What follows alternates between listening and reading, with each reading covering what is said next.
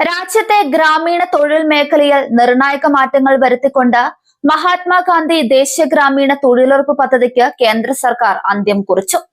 പകരം കൂടുതൽ തൊഴിൽ ദിനങ്ങളും പുതുക്കിയ നിബന്ധനകളുമുള്ള BBG റാംജി പദ്ധതി ജൂലൈ 1 മുതൽ രാജ്യത്തുടനീളം പ്രാബല്യത്തിൽ വന്നു.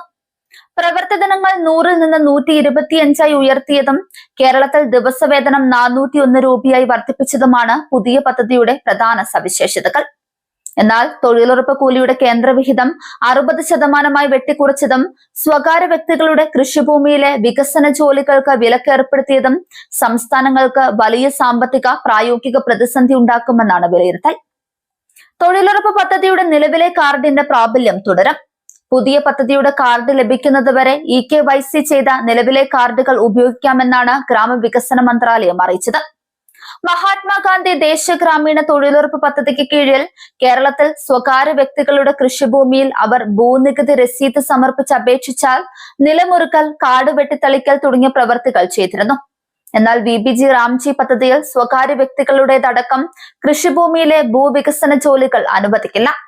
ജലസംരക്ഷണ പ്രവർത്തനങ്ങൾ മാത്രമേ ചെയ്യാനാകൂ. കൂടാതെ പ്രധാനമന്ത്രി ആവാസ് യോജന പദ്ധതിക്ക് കീഴിൽ സ്വകാര്യ വ്യക്തികൾക്ക് വീട് നിർമ്മാണം പോലുള്ള പദ്ധതികൾക്കും അനുമതിയുണ്ട്. BBG റാംജി പദ്ധതിക്ക് കീഴിൽ ചെയ്യാവുന്ന 318 പ്രവൃത്തികളുടെ കരട് പട്ടിക കേന്ദ്ര സർക്കാർ സംസ്ഥാനങ്ങൾക്ക് കൈമാറിയിട്ടുണ്ട്. ജലസുരക്ഷ, ഗ്രാമീണ അടിസ്ഥാന സൗകര്യം, ജീവനോപാധി അടിസ്ഥാന സൗകര്യം, ദുരന്ത നിവാരണം എന്നീ 4 വിഭാഗങ്ങളിലാണ് പ്രവൃത്തികൾ ചെയ്യേണ്ടത്. അങ്കണവാടി, ഗ്രാമീണ ആരോഗ്യ കേന്ദ്രം, വിശ്രമത്തിനായുള്ള പന്തൽ, സർക്കാർ സ്കൂളുകൾക്കും മറ്റും ചുറ്റുമതിലോ ശുചിമുറികളോ നിർമ്മിക്കൽ അല്ലെങ്കിൽ അറ്റകുറ്റപ്പണി തുടങ്ങിയവ കരടിലുണ്ട്.